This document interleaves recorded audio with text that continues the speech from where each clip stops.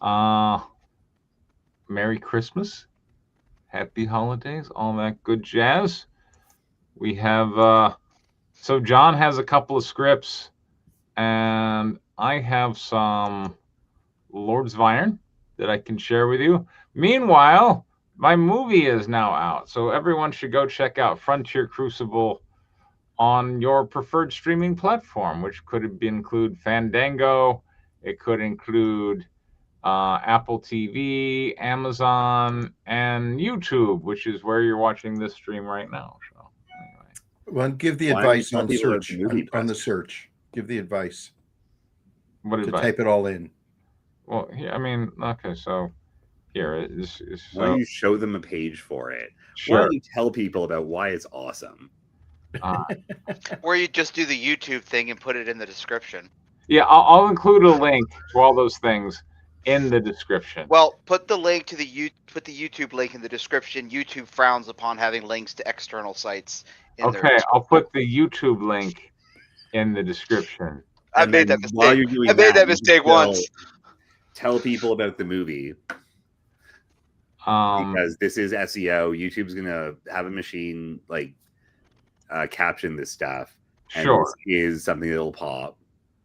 I mean, all right. So here, let's see. You made a pretty good movie, Preston. It's very solid. I'm like from the reviews, it's a B plus. Yeah. That's pretty fucking good. Most people would be like aspire to D and fail. I feel that it's a high quality piece that will gain a cult following over time. You know, if you like westerns, there you go. One of Avery's friends reviewed it and said it felt like a very long movie, but there's this part where Miles takes his shirt off, and that made it worthwhile. So ladies like that part. They really Praise from the Gen Z ladies. Yeah. Look, when we were on set, like I was regularly asking if we wanted to do more beauty shots of Miles. Yeah. So it was like, yo, Travis, how hunky do we need this shot to be? Right. Are you sure you don't want to do a hunky shot of him? Okay. And then like when we got to like the love story stuff, he like actually did get into it a little bit. Yeah. You know, it's got romance, it's got violence, it's got torture. That's what everybody wants, right? It has genuine Native American cinematography. Yeah, and it's got some really nice cinematography. Everyone comments like when I show it to them, they're like, I really like the shot composition. And I told Dallas, at the premiere, I'm like, because Dallas I think has really only made the one other Western of Bone Tomahawk, which is what everybody compares it to. And I'm like, Bone Tomahawk, great film, love Kurt Russell, but I feel like this film has better shot composition. There's a lot of like really cool shots of like Mary's in the foreground and you can see her face, and then there's Miles in the background, on like the hill, and they're talking back and forth, and and stuff. And it looks very much like a real movie because it is one. Yeah, Nexon is great. Yeah, and he knows how to film a movie. Yeah. So there you go. All right, are we ready for scripts? Sure. Let's read some stories. All right. So I don't quite have 10 pages, but I've got close to 10 pages. So here's Lords of Iron, and so see what you think of the medical drama direction that I've gone with here. Who wants to narrate? Well, I do. Always. Yeah. I just want to get it out of the way first, so I participated. Okay. That's kind of my vibe, but it is how I do. Page 1, Channel 1, the thrusters on Lilia Danovich's duo suit guide her and her wounded battle partner Sergei, minus his suit's right leg and left arm, towards a pressurized recovery pod in the Widowmaker's deployment bay, where we last say them at the end of issue 1. Yeah. There we go. Penciler note, superimpose or inset Lilia's face over the armor so that we can see her expressions. That could be a good use of an inset panel. Yeah, I mean, I'm That always actually is a good use of an inset panel. yeah. It says or inset. It says it. Yeah, I know. But if we go back to issue 1, in issue 1 we were kind of superimposing because We were superimposing for the hologram, so I think inset's better for this. all right. I mean, whichever. I guess we could inset her face. And then we can also inset Vladimir in the composition, since he's not actually on the page. Yeah, we could. Well, I think Vladimir is anyway. Yeah, Vladimir is inset from 2, which is down here. Panel 2, inset into 1. Pilot Vladimir Frolov speaks. So then we should have both their faces and just get her out of the way. Okay, fair enough. All right. Anyway, I'll be Leah Sergey. You with me? No need of Vladimir. Danovich, Sergei's suit shows he's still alive. I'm closing the bay doors so we can pressurize and treat him. There may be other survivors still out there. There are, but recovery will take time. Sergei's suit lost integrity. He'll die in seconds without immediate repressurization. Panel 2, inset into 1. Pilot Vladimir Frolov speaks to her from the cockpit. Panel 3, Lilia places Sergei on the floor of the bay. Panel 3 needs a location tag. The open pressure doors of a nearby small medical pod beckon. Why does it need a location tag? Because it's not space exterior. It's inside the ship. I mean, okay. Unless we're seeing from inside the ship them approaching, which is not a great panel 1. All right. So panel 1 is like maybe behind them, and we see their faces as they talk, and we see the ship in the background. Mm-hmm. Panel 2 essentially inside the ship. Okay. Right. Yeah. So yeah, the location tag will help. All right. And then you got the open pressure doors, the medical pod beckon, and Lily says, "I'll send Sergei into the bay. Vladimir, you tend to him while you tend to him, and it should just be and I'll see who else I can save." Roger that. Page 2, panel 1. Background, Sergei lays on the floor of the launch bay. Foreground, Lilia flies out through the closing bay door back into open space. FB27, display all data from squad members along with life probability.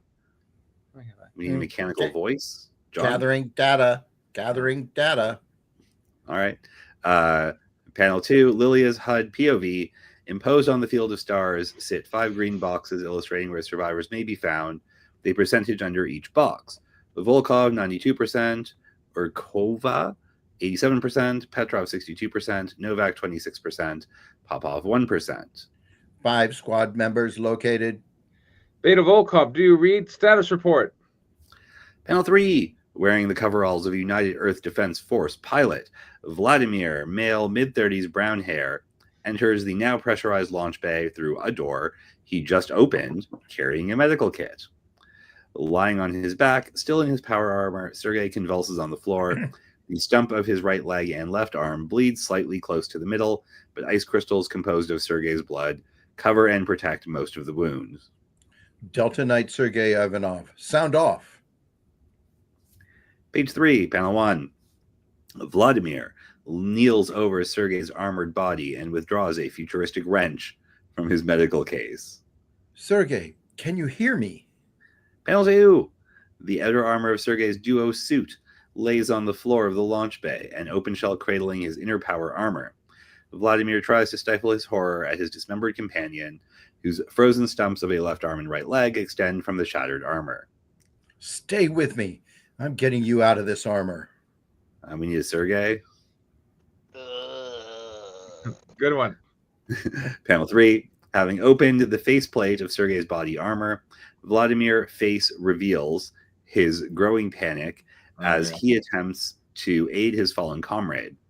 A bloody foam streams from Sergei's mouth, nose, and bulging eyes as his death spasms continue. Hold on. I'll get you into the medical pod. Panel 4.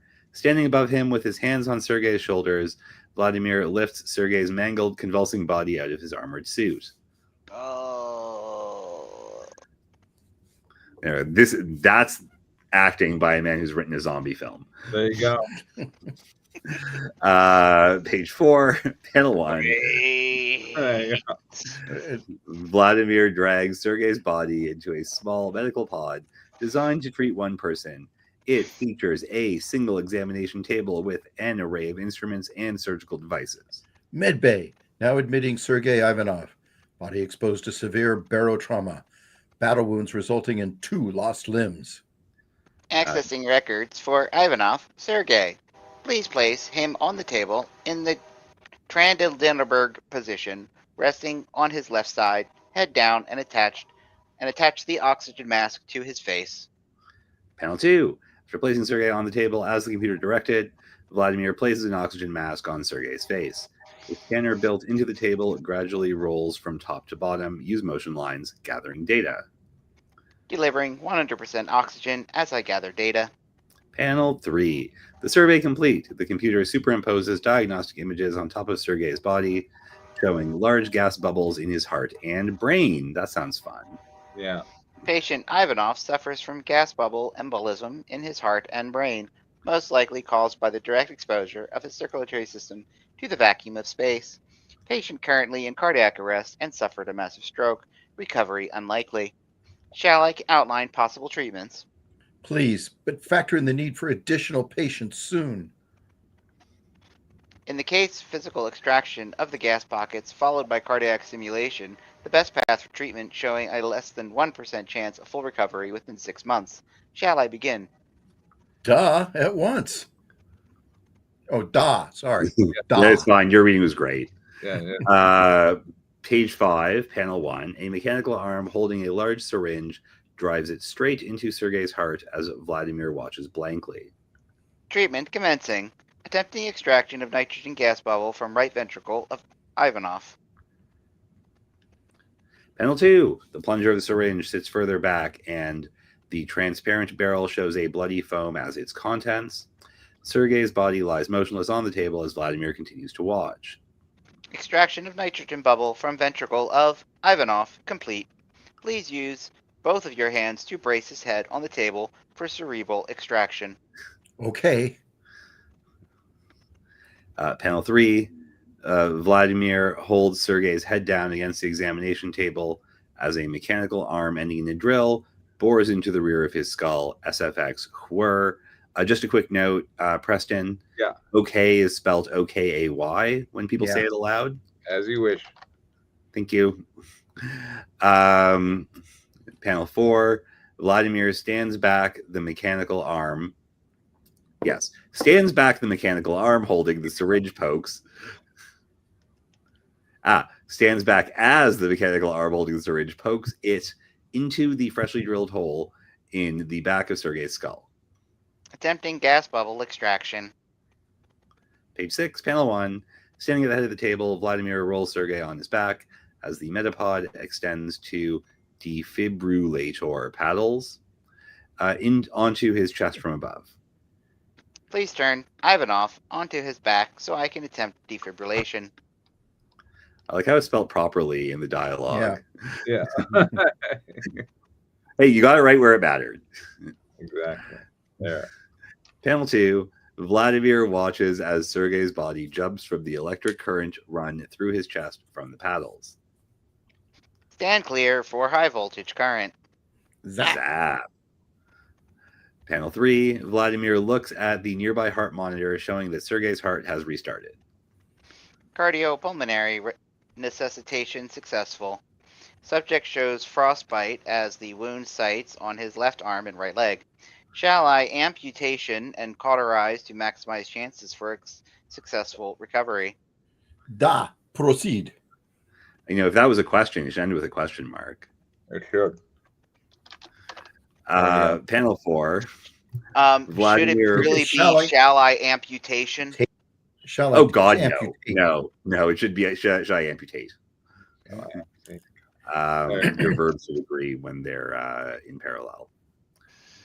That's likely a rewrite thing. It was probably written a different way, and then he changed it and forgot to change the word. That happens. Vladimir watches as the metapod extends to long-barreled laser from the ceiling and focuses. It is heat on the stump of Sergei's missing left arm. So lasers, their heat. Yeah, lasers is plural. Yeah. Barreled lasers. Amputating the frostbitten tissue from Ivanov's left arm and cauterizing the wound. Estimate 7 minutes before completion. Okay, continue. I'm going to contact Danovich in the meantime. Well, as always, please spell out okay.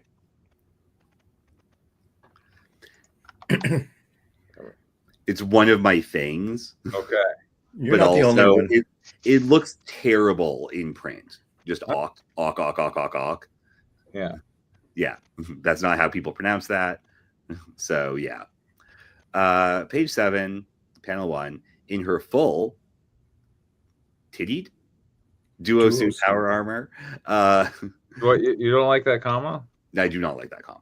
It should be In her full duo suit power armor, Lilia, head virtually superimposed over her helmet, flies towards a damaged comrade in similar power armor damage in the fight with the V's from issue 1.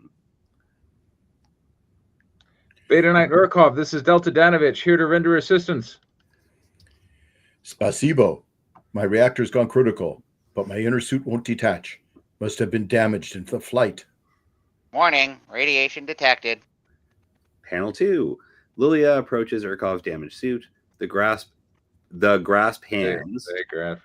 They grasp hands. Yeah. As she tries to pull him free. Grab a hold of me, I'll pull you loose. Da! Panel 3. Graping armored hands. Lilia and There we go.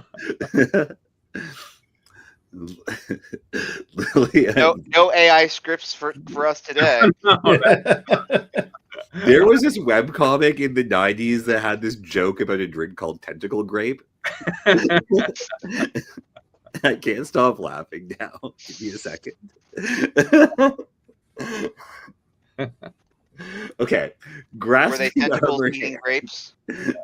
Lilia engages her thrusters as she attempts to pull Urkov's inner suit free of his outer armored shell. Engaging thrusters, hold on. Warning, radiation levels unsafe. LD 50 level reached in 2 minutes. Panel 4. Urkov's armor breaks free as Lilia pulls him to safety. Gotcha. How many rads did you take? Too many. I probably don't have long to live. Page 8. Panel 1. Lilia guides Urkov back towards the Widowmaker transport. Will your inner suit fly? The ship is not far. I think so. Panel 2. Inset into 1. Vladimir messages Lilia from the transport. Delta Danovich, Sergei and Ivanov stabilized. And that's as far as I got. All right.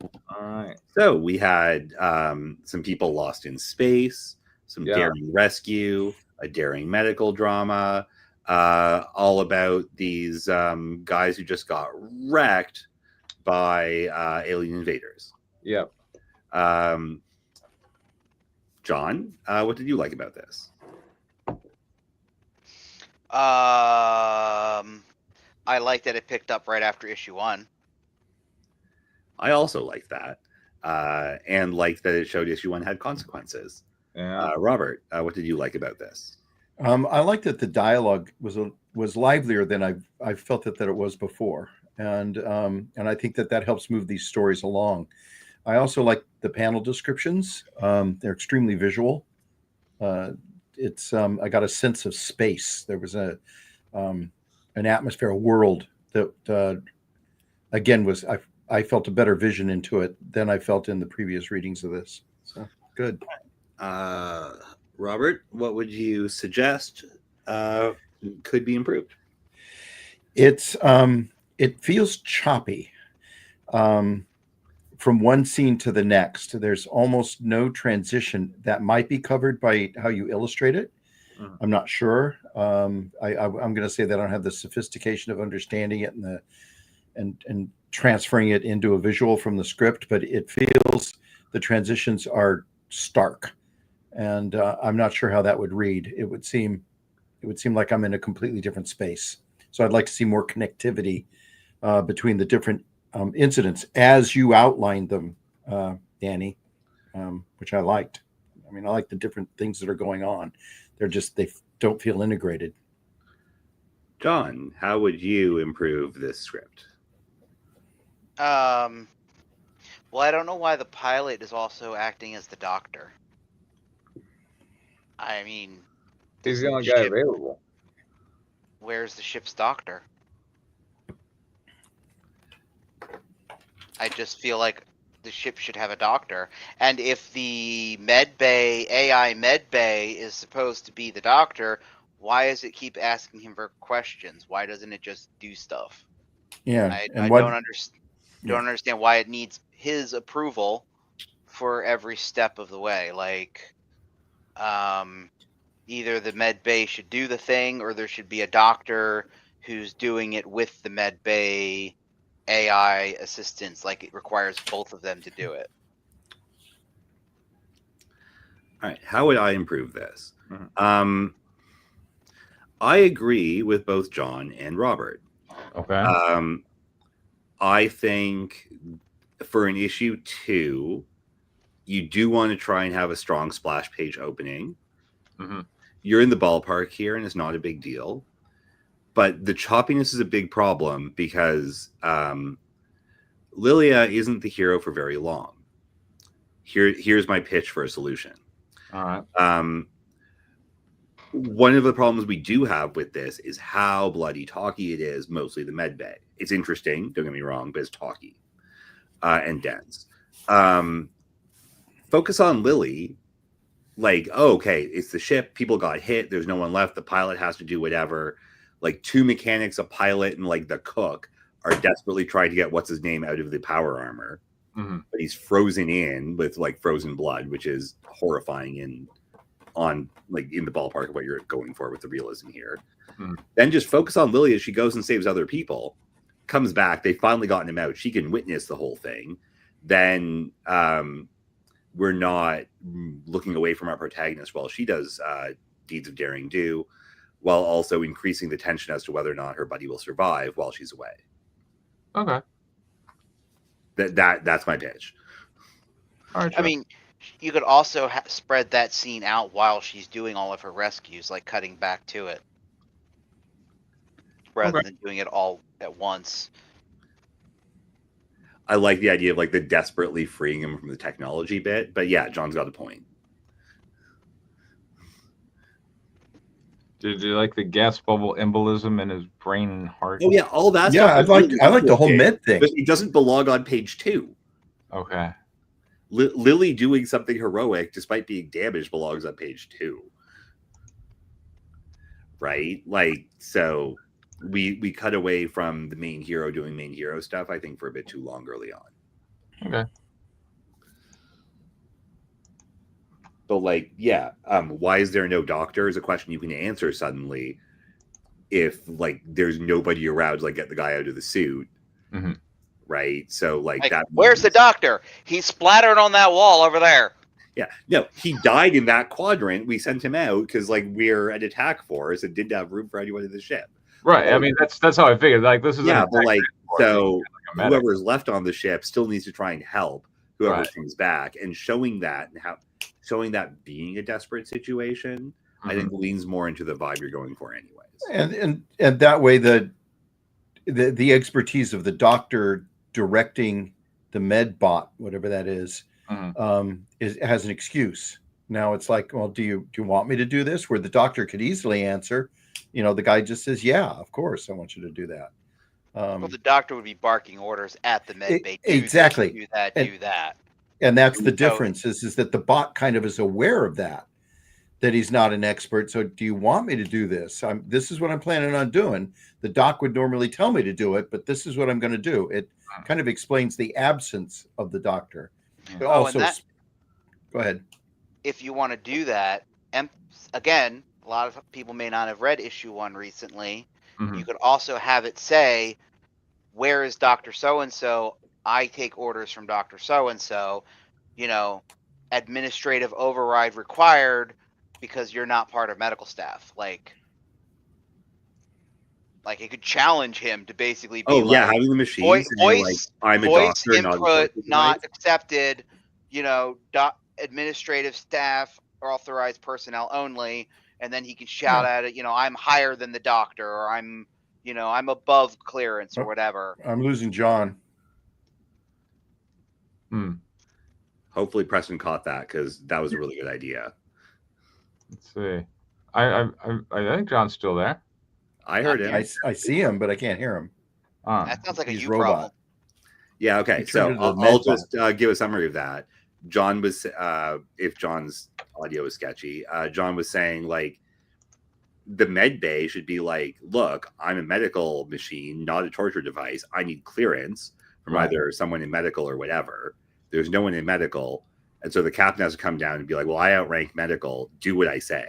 Okay. And that answers the where's the doctor question, while also justifying the need for consent regularly, like you've been asking for with those prompts. Did you like the med pod like pauses of, from Ivanov? Like it's pausing. That was funny. That's going to come out pretty well in the lettering, I think. Yeah. Okay.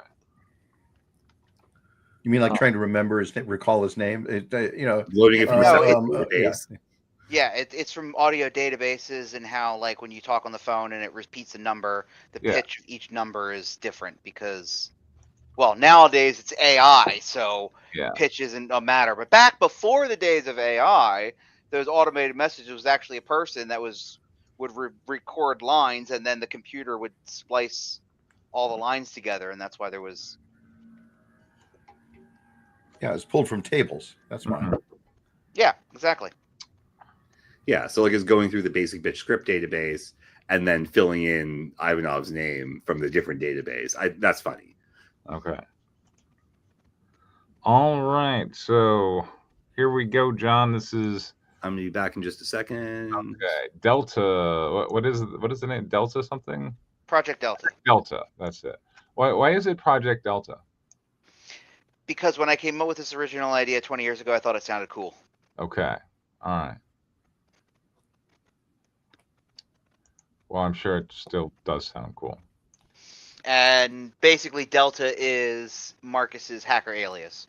Okay. So, which made more sense in the original version when that was the name that he went by, but because of the way this story starts out, and because the FBI doesn't call him by his hacker alias, it made that a little complicated, and I didn't want to annoy Danny by changing the character's name halfway through the script because I thought that would be confusing. So,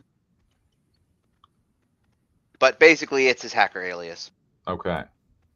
What's this about annoying Danny? So Preston asked me about where I came up with the name for Project Delta, and I said originally I came up with it because I thought it sounded cool. And in the original script, our hero goes by the hacker alias Delta, and in the original script, the characters were all called by their hacker aliases.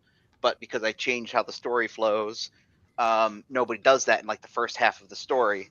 So changing his name halfway through the story, I thought would be annoying to some people.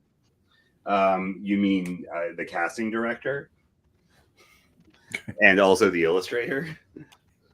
Well, is this a movie or is this a comic book? Do we know I mean, yet? it doesn't matter. It's like it's the same human or it's the same silhouette. It is both, Robert. I'm writing it as a feature-length screenplay, which I will then feels like a screenplay. It feels like a screenplay. Which I will then convert. Screenplay and then converts to comic book. Yes. Okay. But in this particular case, I want to complete the entire story before I do my comic conversion, because I will be treating this as a graphic novel that is released in parts, not a comic book series. So. All right. Interior Saint. So this is page 24. You can put your glasses on, Preston. Yeah.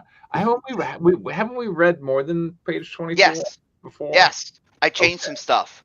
Okay. So what's happened so far this time? So we go to prison and we meet him, right? Yep, that all happens. And then he gets released. He's working for the FBI. He has his first day on the job. He leaves his first day on the job, and he goes to visit his sister in the hospital. Yeah. Okay. So that's where we pick up. I changed some key things. I kind of changed some things, so we'll see. So I just wanted to bring it back and see if it plays better than the last time that we read these pages. So some of it's the same, some of it's different. Interior St. Vincent's Children's Room Hospital. No, Children's Hospital, April's room, night. April Robbins, 14 years old, a little pale, with thinning hair. She's got thinning hair. She's 14. That's sad. Lays. Cancer patient. Yeah. Lays. Should that be lay or lies? I don't know. Lays on a bed, reading from her tablet. A wireless vital monitor beeps gently. Wireless pulse oximeter on her finger. IV fusion pump rhythmic hums. Yeah. Hey, sis. Oh. Marcus. April's face lights up as Marcus walks into the room. What are you doing here? Did you break out of prison? I'll have you know, I'm out on good behavior. Good behavior? That would be a first. Marcus leans over the bed, giving her a gentle hug. Sorry, I don't have anything. April tugs on Marcus's collar. I don't need anything from my big brother.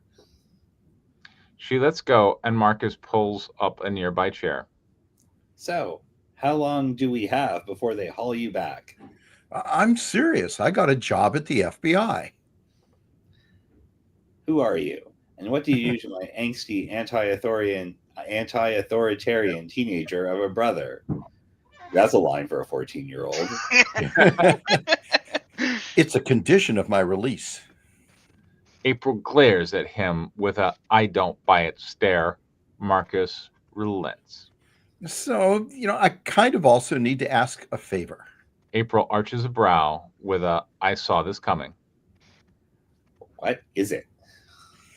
Did you get a package delivered earlier today?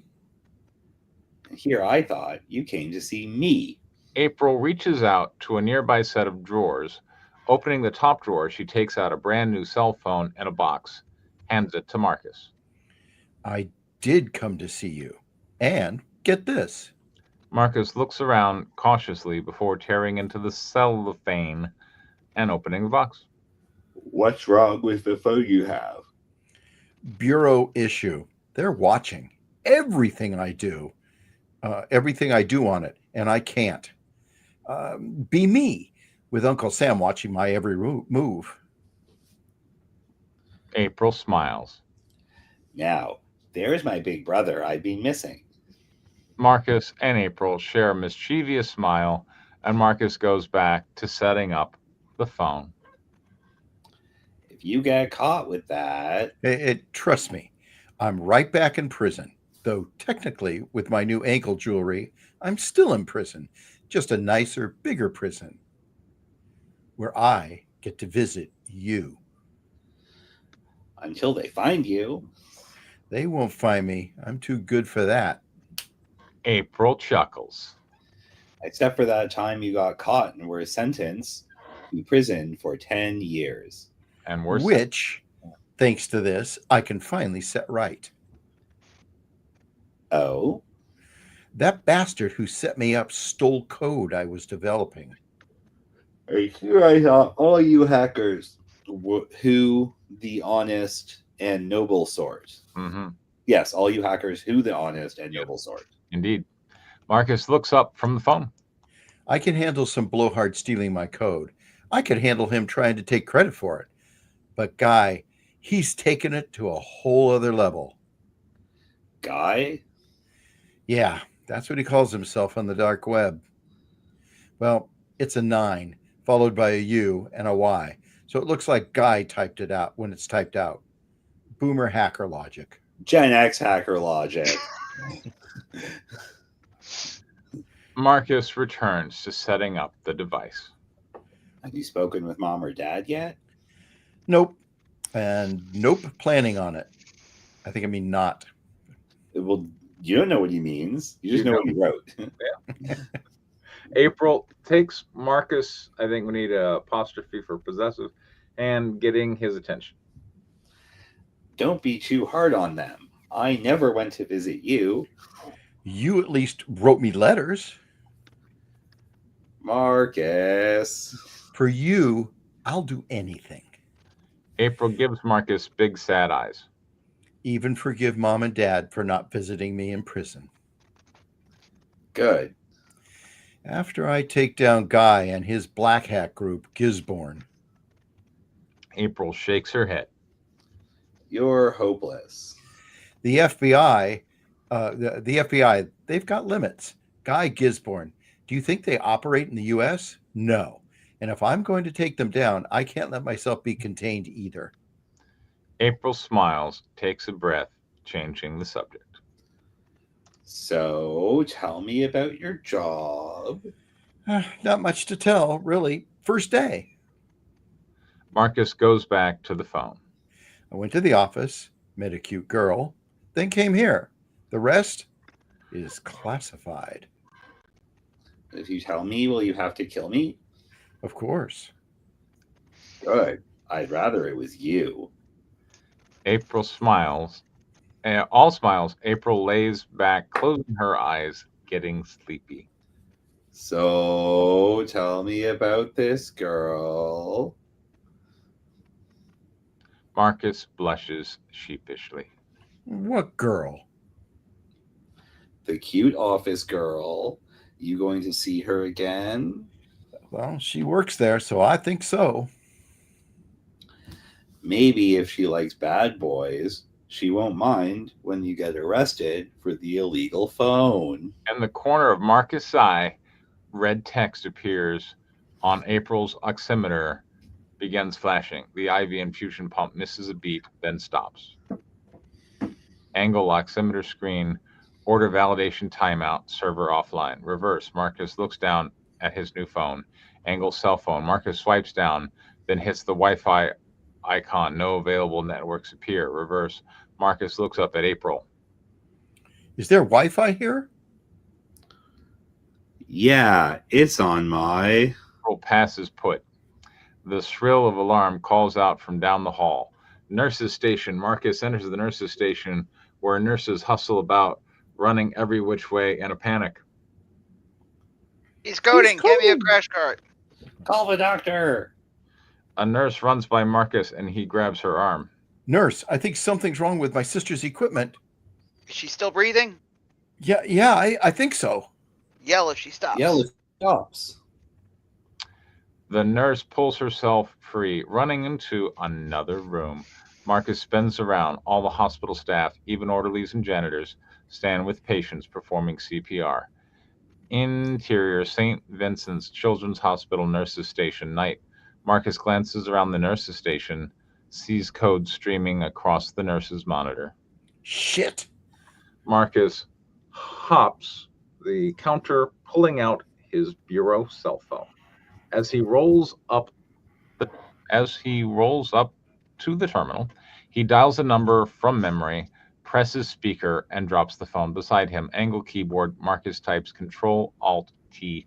Angle monitor. A terminal window appears. Marcus types connect to host 10.32.14.1 nets _scan -- subnet 10.32.14. Asterisk -- flags equal infected, external. Angle cell phone. Will answers the phone. Marcus, are you still at the hospital? Angle Marcus. Marcus types furiously. Yeah, it's Golden Arrow. I need a sandbox IP. A scuffle can be heard on the other line. Cut to interior FBI LaFau. Moses' office continuous. Will explodes into Moses' office, cell phone and laptop in hand. Moses, we got a breach. Sit rep. Yeah, okay. Will drops his phone on the desk. Marcus, you're on with Moses. Marcus, the hell are you doing? Will sits down across from Moses, opening up his laptop. Interior St. Vincent's Children's Hospital, Nurses Station, continuous. Marcus continues typing code into the computer's terminal window. Sir, it's Golden Arrow. He's filling the request queue with bogus tasks. The server thinks it's heavy internal traffic and keeps trying to handle it. leaving nothing left for the hospital's actual traffic. Marcus grabs his burner phone, sends a text message. Interior FBI LaFau, Moses' office continuous. Moses and Will go to work. Will, spin me up a VM and open a port. Marcus, I need you to sandbox Golden Arrow and be ready to send it to you. This thing's infected in bootloader. Once I get it clean, I need to reboot the servers and get the systems back online. We need a working copy of Golden Arrow so we can break down the code, figure out how it's working. We don't have time for that. Will leans forward. What are you doing? People's lives are at risk if we don't get the system clear. And more people's lives will be at risk if we don't. Now, do I tell you? Yes, sir. Will returns Does he tell them? to his laptop. Interior St. Vincent Children's Hospital nurses station continuous. Marcus drops his burner phone on the table, returning to the nurse's computer terminal. Angry cell phone. A series of texts are on the phone. Delta. Angie, Delta. How do you like the new phone? Delta. Can't chat. Need help. Switch. IP 203.0.113.14. Angie. You for real? First day out and already in the shit. Delta. Need help. Not calm. You in? Angie. Logging in now. Nurses station. Marcus continues working as a security officer rushes down the hallway. I've set the quarantine. Ready to transfer the packet once you open the port IP. Marcus, I got that IP address for you. Give it to me. The security guard stops abruptly, turning back, seeing Marcus behind the nurse's computer. You! Who the hell are you? Who is that? Will, give me the damn IP. 172.21.10.9, port 1462. Step away from the desk. Dude, I'm working. The security guard grabs his radio. Dispatch, code gray, oncology floor, nurses station 3, male subject, unauthorized access to computer, non-compliant. Okay. Well, I mean, we did see this scene before, but it's pretty cool. I mean, it's got conflict. It has stakes. We have an adorable little girl with cancer who loves Marcus and wants to see him succeed, and we want to see her live, and we don't want bad things to happen. So, hooray! I mean, like, look, you've given us everything that I think should go there, right? Like somebody to cheer for, a conflict that we care about. We're kind of meeting some of the bad guys, I guess. I mean, they're hackers, so they're anonymous IP code warriors or whatever. But They're black hats. Black hats. They're gray hats. Whatever. They're something nefarious is being done by somebody we haven't seen or don't see in these pages anyway. But yeah, I think it's pretty strong. I think you did a good job. What do you think, Guy? I think it's fine. I think if the problem you were trying to solve is answer who the heck is Guy, you are doing that. That was one of the problems I needed to solve earlier than I was doing it. If the other problem you're trying to solve is this scene is full of technobabble bullshit, you're also doing that by cutting away from it. Good job. I did do that too. Yeah. It has an appropriate amount of technobabble bullshit. And, unlike Star Trek technobabble bullshit, this is like practical, like IP addresses. And like, it seems like, yeah, like, I mean, I don't know. I hate to think that a hospital would be dependent on having a Wi-Fi network operating, but maybe they do. They do. They do. Okay. A lot of things are controlled by computers and timers and all of that stuff. So yeah. They probably have better backup systems than I'm. But of course, then I need story drama. So Yeah. I mean, is there a Mr. Robot episode that deals with how hard those hospitals are to hack? Because like that would be a good model, I suppose. I like Mr. Robot. I have not actually seen that show. I I need to put that on my list. My daughter really liked it. The cinematography is excellent. Yeah. It gets goofy, but whatever. It's super goofy, but like the first 2 seasons are quite good. Yeah. And like the shot composition is really good. Like a lot of static shots, headroom for days. Like you really the visual language like really gets you in the protagonist's head. All right, Robert. The story moves better. I think the technobabble would. I think it could play live in a film because they could do it really quickly, and they can use it to sound excited, which they need to, and so I like that it's there. I have no idea how that's going to read in a graphic novel. I think it would be deadly in a graphic novel, but that's a constructive. But otherwise, it moves better. The characters, both present and in the ether, are much clearer. I feel that there's a threat of an enemy that I was too hard to nail down before, and Marcus actually sounds like he's got a personality and is human. So he's relating better to his sister. His sister is appropriately schmaltzy, trying to put on a good face in her, in her really sad situation, and he's behaving like an older brother, kind of changing the subject of let's not talk about what's bad, let's talk about what's good. And it felt human, which this sorely lacked in the earlier versions. So congratulations on that. Shall I go for the bad? Yeah, go for it. Okay, I don't like the technobabble. If it's going to be in a graphic novel, it's deadly. So you're going to have to figure out a way to represent it. I'm gonna step into Danny's territory and say I would super that, like it's putting a super in there, like those are the things that he's typing in, and that's something that people can see in an inset of some sort, not necessarily that he's talking about it. And as I'm slowly becoming savvy on what works on a page and what doesn't, that would be the case. I think in a spoken word, it could work. He still has a lot of people that he has to talk to get anything done. It kills me. He's got to talk to Moses. He's got to talk to Will. He's got to talk to I forget who it is, the woman he's texting. It's like he can't do anything with about 5 or 6 other people. And I think that's a weak point. I think you need to narrow it down a little bit more, which has been a consistent issue with me in this writing of it.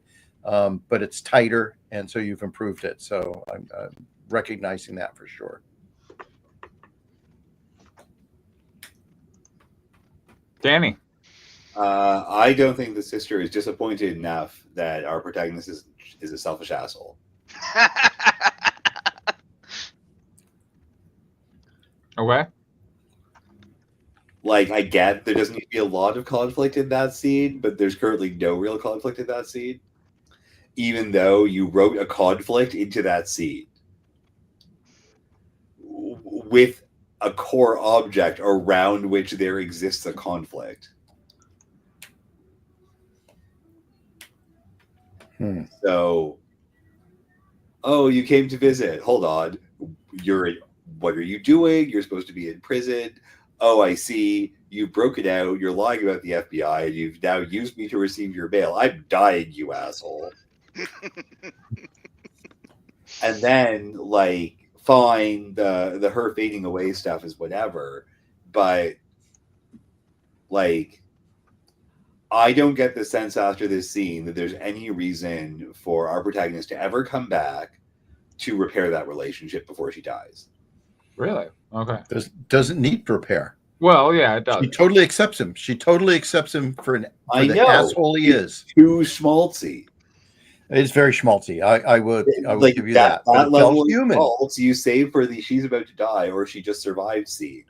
Not from the beginning, which is like sort of in a holding pattern. Okay, so this She'd is be a more this is thankful after nearly dying. For now, like, where is their stupid like childhood argument from 6 years ago that is getting picked up now because he's back, and why the hell not? You could be nice in a letter, and it's like, and I know happy families all look alike, but like, if he's not talking to the parents, clearly it's not that happy of a family. Yeah, I was just gonna say they're not happy at all. One's dying, has no communication with anyone else. Fuck. And the other one's in jail. Like, if I were the parents, I'd think I'd failed horribly. Genetically and behaviorally, yeah. So what the healthy one is useless, and the nice one is useless. But yeah, you're like, as parents, like, this is a bad break. I think it's great. It sounds real to me. Yeah, but where the daughter is 14 and therefore perfectly capable of being a giant shithead, as many 14-year-olds are, and I'm not seeing any of it. Like, who gets mail sent to the hospital in the first place? An asshole. Okay, so all right, so like, let me. There are so many steps, very much like the computer thing that Robert brought up. There are so many steps for that phone to get there that she knew about. Yeah, she's got to at least comment on it. Much more snarky than that. Okay, I buy that. So and maybe if you guys have another idea. So my thought pattern was, because Marcus keeps falling into this habit of sitting around waiting for plot to happen to him. If he's in prison for 5 years, has no problems getting into cell phones and hacking the smart home of the prison psychiatrist, he can have a phone delivered to him somewhere. And I was just trying to figure out where can I have the phone delivered to, and that seemed to be the most I've got an idea realistic. that can maybe let her be a bit more of an asshole too. Doesn't he have the hacker friends that you desperately want him to meet like 10 pages from now? Yes. But why don't you just like have her be like, yeah, one of your stupid hacker friends dropped off this phone. Jesus Christ, I'm a dying sister, not a cupboard. Okay. And then have him That be works. surprised by it. And yes, okay, the plot happens to him when he's surprised by it, but there's no fucking way between the whirlwind tour of jail and FBI breakout that he's had time to order a cell phone and pay an Uber driver. Sorry, order a cell phone, find out what Uber is, and then pay an Uber driver to deliver it to the hospital.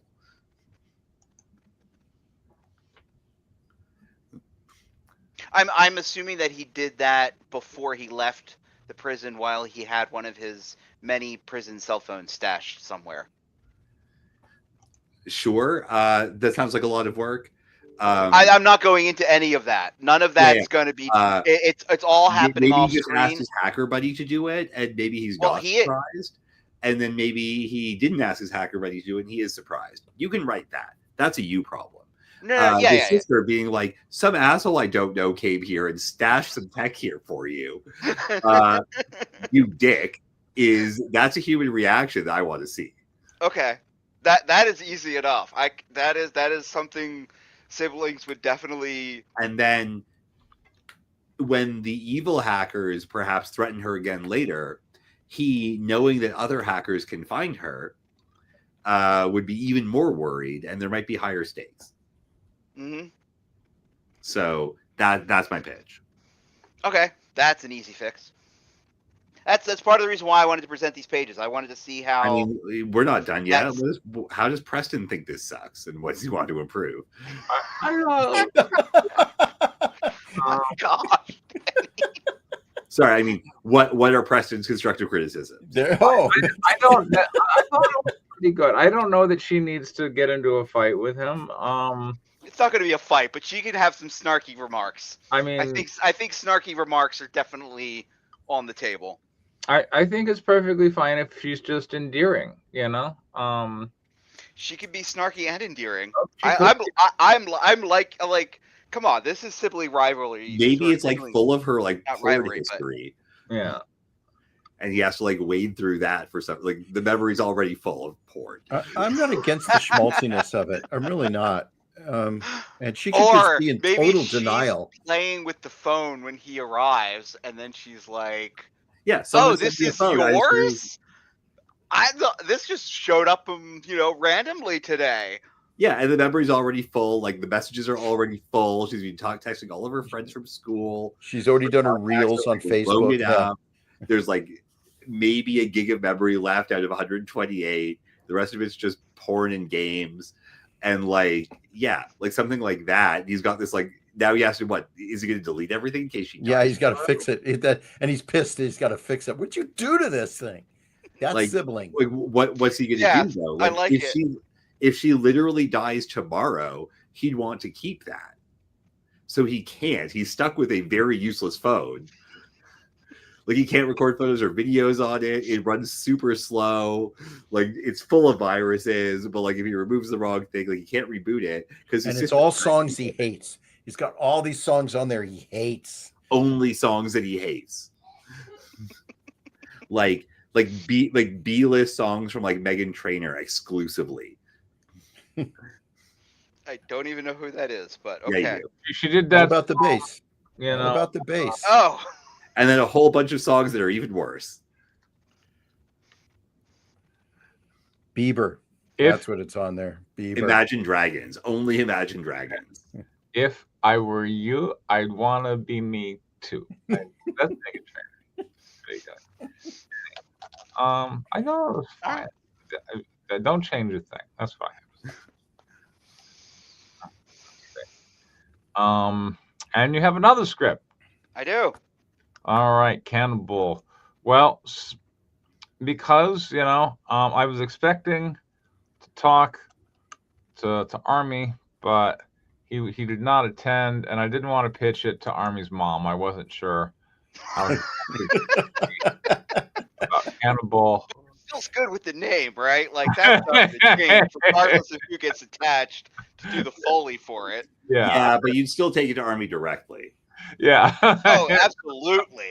Yeah. Like it's worth it for the lulls.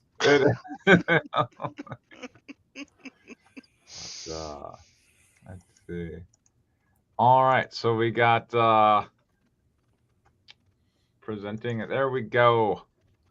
And not only that, he's got a name now too. So I actually call him by that name rather than just. Wow, It makes the script a lot easier. What makes the script a lot easier? Calling the bull by giving the bull a name. Yeah, Cannibal. There we go. Cannibal. Although so I thought it was a Call Me By Your Name gag. yeah. Although Avery was like, oh, it's too much like Sharknado, and then you're over in this. Now it has to be this goofy, campy CGI monstrosity, and I'm like, what? I mean, she's It's not not wrong. Sharknado. Yeah. I'm like, no, it's Cannibal. She's like, it's dumb. I'm like, oh. Well, you know what? That'll be your problem to figure out. Like, Avery's not wrong. The thing is, there's a certain level of dumb that's so dumb it goes back to being good again, Right. which requires like really leading it. Yeah. Well, and again, nobody calls it that in the dialogue. Yes. Like it's not its actual name. It's just I call him that in the narrative because it's easier to say. Yes. Like you see, Cannibal does X than saying the bull does X. Absolutely. So I I'm see just like- I see canned meat as a product placement here. Cannibal. Cannibal. Yeah. All right. Anyway, I'll read- we'll see. Who's reading this? Robert. I'll read it. Exterior, Dakota forest, burned out clearing, night. Abrams and Elias approach the edge of a burned out clearing. Orange hues of still burning embers illuminate pockets of smoky haze stretching across the ground. What happened here? Abrams points to the ground, showing a thick blood trail following heavy hoof prints sunk deep in the mud. Staying crouched, the two sneak forward into the orange haze layered over the ground like fog. Approaching the center, the haze clears. Flesh torn from bone, blood dripping from a faucet from wounds, massive hooves pressing into mud, A guttural snort. Cannibal, beaten and bloodied. There's no way it should still be standing, but it remains, animated by unknown energies.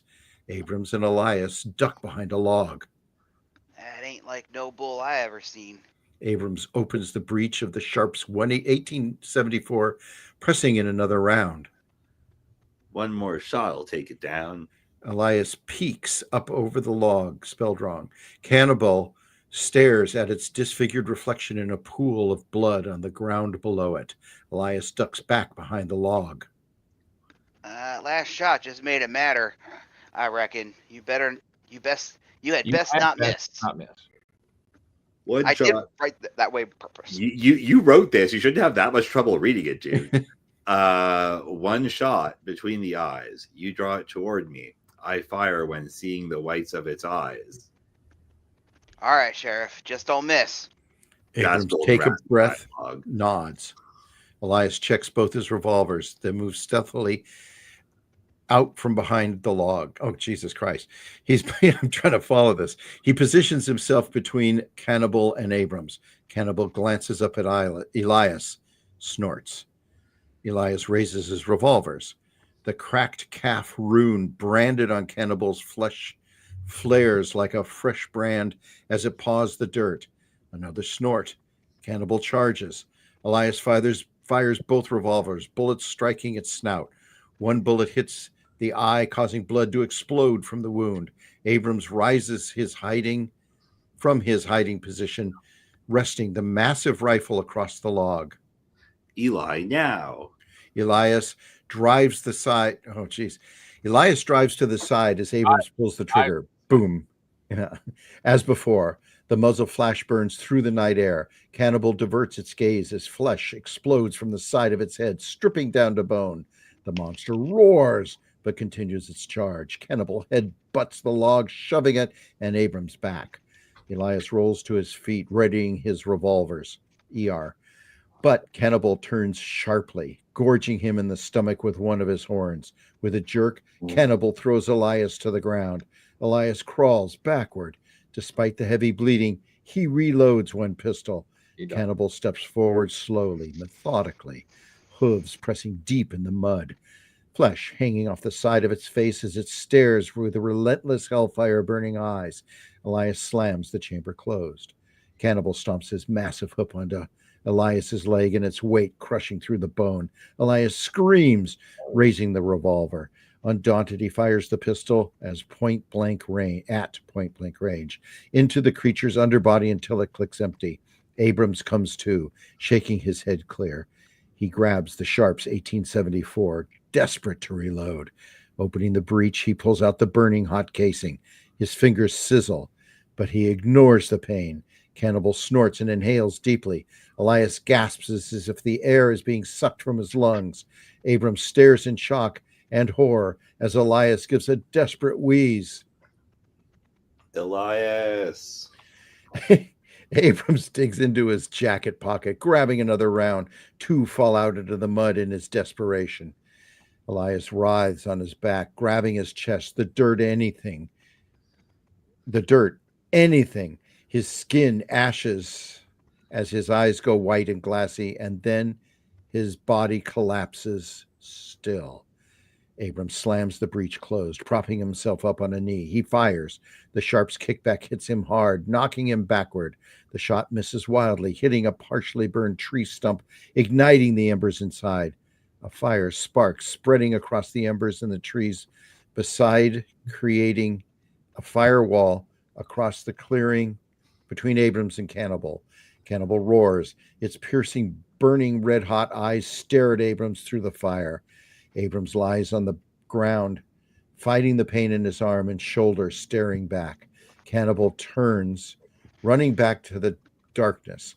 Abrams grunts, pulling himself to his feet. He grabs the Sharps 1874 with his working arm, running back to his horse with his wounded arm hanging loose. Exterior, Dakota Forest, base camp, night.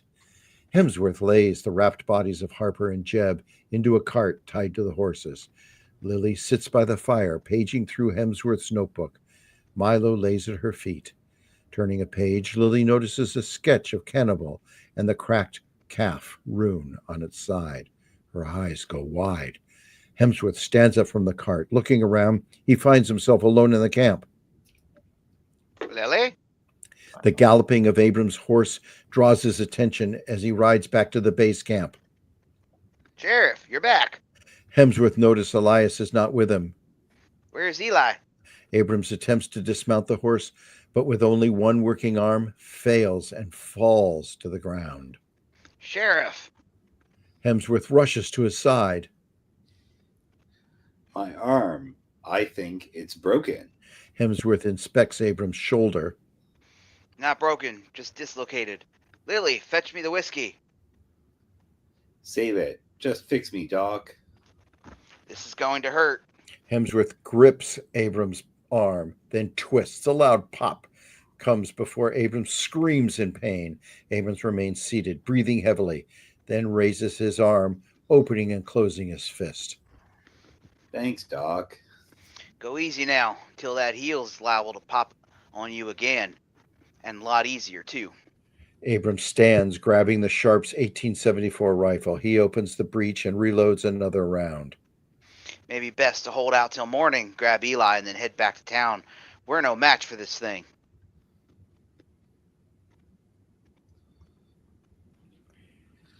I'm not sure that's a good idea. You didn't see that thing. I swear, it's getting bigger. Abrams pauses. His words don't make sense to even him. It's like that thing absorbed Eli's soul. Abrams sits by the fire, noticing Lily and Milo are missing. Where's Milo and the girl? Abrams and Hemsworth exchange a worried look.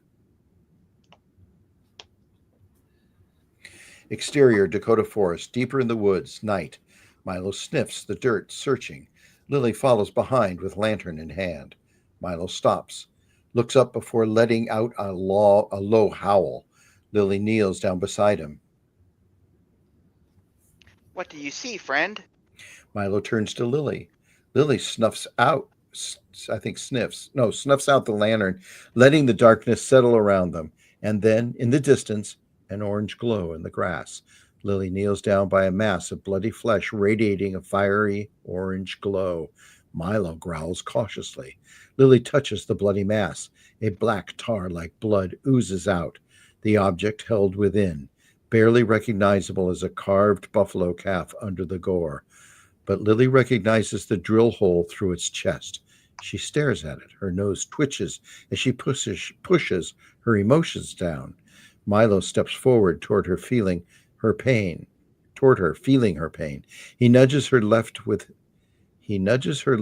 his nose. Lily's mind floods with pain and fear. With her fingers, Lily presses the bloody flesh from the image. She presses into the bowl, emptying out the gory contents, text with a disgusting squish, but not the smells of rotting flesh or macabre condition of the object to distract her from her reverent mission. Lily cups the calf bowl in both palms. Okay, I'm going to try this. Lily cups the calf bowl in both palms, thumbs resting on the calf's shoulders, cradling and in abject reverence. She presses the calf bowl to her forehead, eyes closed for a beat, before pressing it against her chest. In the distance, like a bull's bellow from the pit of hell, twisted in a high-pitched scream, stretches across the cold night air, sending a chill down Lily's spine. Lily stands, her mind clear and of singular purpose. Come, friend. Milo barks in agreement, and they head back toward camp. Exterior, Dakota Forest, base camp, night. Lily returns to the base camp, starting Abrams, who draws his revolver on her. Abrams lowers his pistol, seeing only her and Milo. You shouldn't wander off. We go to Petziwakan. Abrams approaches. Where is that? Let me see the map. Hemsworth unrolls his map by the fire. Lily points to a hill marked Calvary Hill. We go there. There's nothing there but an old signal station from before the war. We go there, or we die, and we must go now. Lily mounts her horse. She turns, staring at the others. Are you coming? Milo barks, ready to follow Lily to the ends of the earth. I guess it's just you and me, friend. Milo looks back at Abrams and Hemsworth, then turning away, scrapes the ground with his hands, legs flinging dirt at them before following Lily. Abrams and Hemsworth exchange glances, then shrug. Exterior, Dakota Forest. Path into the darkness, night. Abrams and Hemsworth and Lily follow Milo, who walks a few steps ahead of them down a dark forest path. You sure we couldn't wait to do until morning? You sure we couldn't wait to do until morning? Yeah. No. Do you mind telling us what's at Cavalry Hill? You would not understand. You do not need to understand, only do. Yoda. Lily clicks her tongue, driving her horse ahead of the two closer to Milo. Hemsworth looks at Abrams. It's black as pitch. It would be safer traveling at first light. I say, the sooner we end this curse, the better we're all for it. If you say so, Sheriff. Milo whines in pain seconds before another hellish bellow screeches across the air, hitting Lily, Abrams, and Hemsworth eardrums like a piercing whistle. They grab their ears until the sound passes, grimacing in pain until the moment passes. The ground shakes. Trees rattle in the distance. Moonlight cracks through the tree canopy, announcing the rapidly approaching Thum, Thum. We make haste. Come, friend. Lily spurs her horse, charging deeper into the woods. Milo barks, running alongside her. Hemsworth grabs the Sharps rifle from Abrams' scabbard. Yes. That's not how you spell scabbard. What are you doing? Watch after the girl. Doc! No, with that arm, you couldn't hold this thing, and it's all we've got, and it's all we go. That's even got a chance. Branches crack. Damn you! Abrams spurs his horse through chasing after Lily. Hemsworth turns his horse, raising the rifle toward the moonlight cracking through the rustling trees. Come on, you bastard. Another ear-piercing shrill causes Hemsworth's horse to rear up and throwing him. Hemsworth hits the ground as Cannibal explodes from the wood, ramming his horse. The horse's torso explodes, sending bloody viscera splatting across Hemsworth. Hemsworth wipes the bloody guts from his face, rolling over, grabbing the Sharps 1874. But as he rolls to a kneeling position, Cannibal headbutts him in the chest, cracking ribs and throwing him back. Exterior, Dakota Forest, riverbank, night. As Abrams catches up with Lily at the riverbank, Hemsworth screams in the distance can be heard. They look back into the darkness. Will you just take a breath and tell me what you're doing? Oops, sorry. Are you going to read everyone? Will you just take breath and tell me what you're doing? Lily looks up at Peziwakan, a ridge high up on the hill across the river. I must go there before sunup. Why before sunup? Because then I have to wait until tomorrow sunup. For the love of... Just slow down and tell me what you're doing. Lily looks at Milo, then at Abrams. I'm speaking English, right? I go there. Milo barks in agreement. You come, you stay. I don't care. I go. Lily turns her horse, heading to the raging river. Milo walks to the water's edge, lets out a low whimper that is drowned out by the water. Thum, thum, the ground shakes. Abrams and Milo turn as Cannibal's red fiery eyes silhouette his massive figure approaching the edge of the woods. Milo whimpers again. Abrams glances at Milo, then at the river. Halfway across the river, the horse barely maintains its swimming momentum as waves crash against Lily, nearly knocking her off. She swallows the water, coughing. Abrams charges towards the river back as Cannibal charges from the woods. Milo, come. Abrams whistles. Milo barks in reply, darts forward towards Abrams. Milo leaps into a large stone. Hopping off that, Abrams catches him before charging his horse full speed into the river. The rushing water hits them like a shock. Milo whimpers. I got you, boy. Don't worry. Cannibal charges into the water, sending a massive splash and rush of water. Abrams glances back as Cannibal desperately swims towards them to catch up. Another massive splash was water nearly dismounts him. Abrams grabs his rope, trying a makeshift harness, around Milo and forming the other end into a lasso. Other side of river. Lily's horse breaks free of the river. She turns back as Abrams struggles to stay afloat and hold on to Milo. Cannibal fights the current, closing in. Abrams throws the lasso, catching Lily around the waist. Lily Redhawk, take care of our friend. Abrams throws Milo forward into the river. Lily grabs the rope as it goes taut, halfway across the river. Abrams rubs his shoulder as his arm goes limp once again. He grits his teeth, drawing his revolver. Cannibal bites into the hindquarters of Abrams' horse, causing it to shriek in pain. Another splash pulls his horse under the water.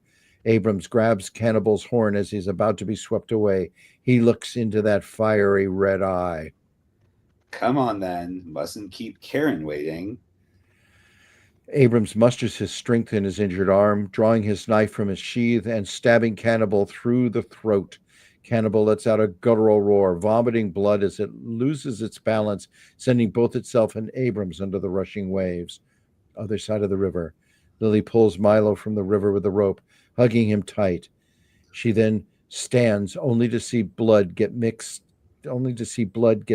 and washed into the rushing river. All right.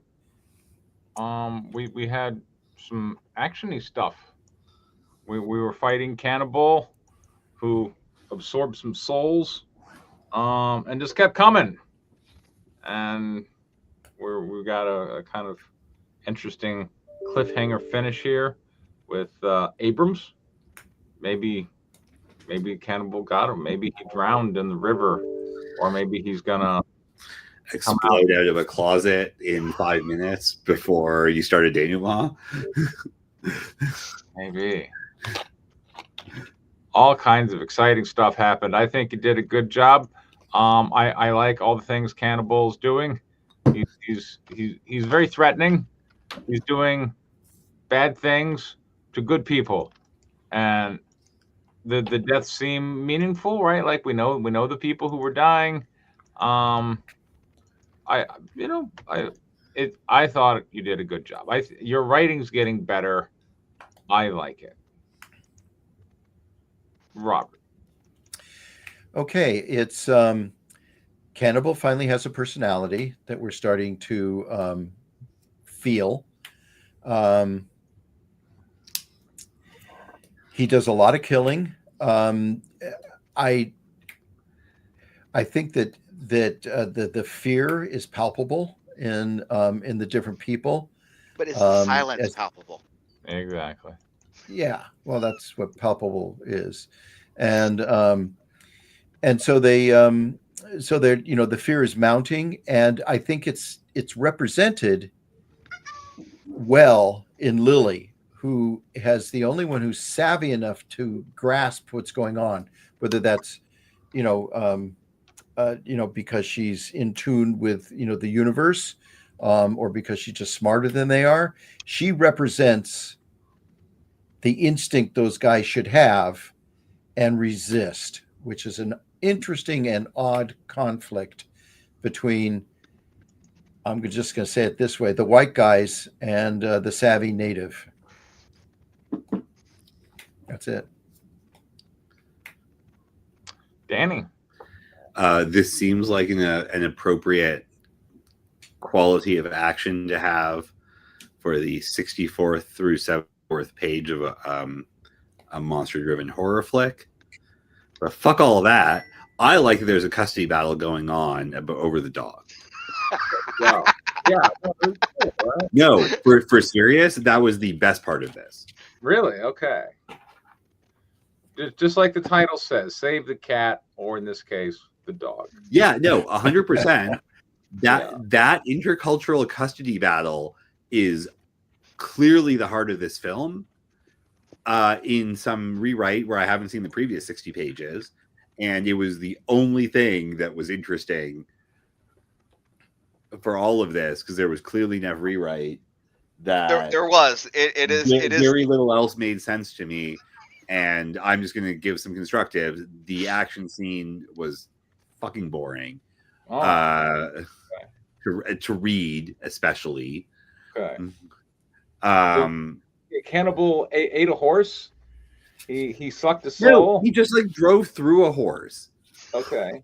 It's like the first scene of The Boys. Yeah. Like whatever. So all of that, like fine, whatever, gore, blah blah. I don't care about what happens to these people, but I do care what happens to the dog. And there is a custody battle happening, which is a conflict that ideally has been happening this whole film. And in the version of this film in my head where that is happening, it's good. Also, well, I hope when I do the Mr. Spelling. rewrite that will be in there. It's an actual story Mhm. of two people who hate each other fighting over a dog. That is a good story, regardless of whether or not there's a zombie cow, which means it's the only story that matters in this movie. Uh-oh, that could be a bit of a problem now, couldn't it? It's Not necessarily. I mean, supernatural flag. if that story aligns with the theme of the story, as the other one does, you could have two parallel stories that both have a similar theme that run parallel. Okay. So this is my thing about supernatural stuff. As good as it is, it's as good as the story without supernatural stuff. Right? So if you don't have a story, you don't have a story. End of story. But if you do have a story, you still have a story if there's an alien in it, or a murderous psycho killer, or a space station. There's a story about people, which we have because of the dog. There's a conflict between people. And one of those people seems to be casting magic spells that may lead to violent zombie cows. And then there seems to be a stand-up guy who is got some serious survival issues. That's a conflict. I can see that happening on the screen. That's what I'm going to care about. And then if the other story has something to do with it, even better. Okay, so I'm going to give a little bit of a different spin on some of your parallel storyline feelings. One, we have a domesticated animal that is friendly to humans and humans care about deeply, to Danny's point. And we have a domesticated animal gone bad. And I think it does that danger of the bull going bad somehow possibly overtake the dog? Do they think about this? This is something that I think you're playing with, and it's not realized in any particular way, and it should be. They should feel that bull shouldn't be a threat, and they're pissed off about it. Why is a bull being this vicious? They're not supposed to be that way. You put them in a corral, you keep them away from the cows and from the dams in the herd, and you just simply breed him, and he's happy. This guy's out for vengeance for some reason because the branding hurt or whatever the case is. It's there. However, it's not clear that Lily knows what the fuck is going on so soon. She learns about it. Something's revealed to her. She knows why the bull went bad. That has to be part of the dialogue before they decide that they have to leave. Otherwise, those guys aren't going to follow her. They're just not. Oh my God! What if it's like half buffalo and it wants revenge for the death of millions of its friends? Something, that's a fucking Western. So I am in the process of reworking the magic system, and Danny, to your point, it is a corrupted buffalo spirit. There you Okay, go. good. What if the bull is actually just a buffalo? It could very well be too. It is the last buffalo. Oh, the last But then a it's- white one. Make it a white one. That's spiritual. It's an albino buffalo. With blood. It's inhabited by a buffalo spirit, and it is not happy that literally millions of buffalo were just killed. There you go. And you can't kill me. And Because that's I a am the proper white motivation for a fucking cow to start killing humans back. And so you've got that conflict that's there that, and you could embellish that. I'm going to have And to that say mirrors the conflict with the dog because, the dog's like, do I want to be with the white man or like the natives? Very much how like the buffalo's life has changed when the white men came along. It's Let's play go. with it. Beams, bitches. Yeah, exactly. I just the dialogue bothers me. Again, it's like they kind of say stuff to get to the next stage. They only communicate occasionally, and especially in the part where they're trying to dialogue and there is no communication. It's like, like they don't care. They don't have to talk to each other. There's no reason to. She finally says that I don't care what happens to you, but that I don't care needs to be much more evident early on. So the buffalo's pissed at the white guys. The Indian realizes that she's in danger too because she's with the white guys. I'm getting out of here while the getting's good. And you guys can come along if you want, but the bull is fucking mad at you. And I would like to hear that dialogue being said in her patois, in her pidgin English, which is inconsistently written. And, yeah, I know that. And so she, if she does that in her pidgin English, she could just get pissed at him. And, I'm going to use some pejorative language here. The squaw bitch slaps the white guys. There you go. You're the reason it's a problem. You guys are the problem. And I'm not going to get caught up in this. And she dumps him. Something's got to happen there where it's personal. And it's not personal now. There's no personal thing there. Even when he fixes his arm, everything is like, okay, his arm's hurt. We got to fix it. I'm a doctor. It's, I'm going to stay here and shoot. Where's Lily's ahegao from being like, oh, the white man's hurting. Let's go. Something. Anyway, that's my feeling on it. It's they don't feel like they're connected at all. And they're out in the fucking desert dependent on each other. It doesn't feel like it. And I got to say that I believe pretty much when I communicated before is that the dialogue it has to push the action somehow. That they only say something to get to the next step. And I still feel that way. That's it. I'm not going to beat up on you anymore. You've made a much more interesting structure here. It just needs to be tweaked out better.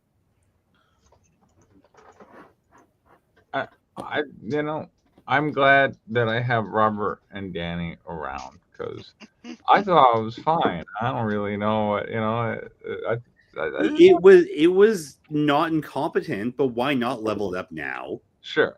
I mean, I'm just saying exactly. And, that's the make call. It say something. That's like the call. We were just having that conversation before we started the stream. Yeah. Anyway, like I don't know that I have like a ton of notes on it. It's fine. Yeah. As long as you're happy, I'm happy. Okay. That's not good enough, John. Exactly.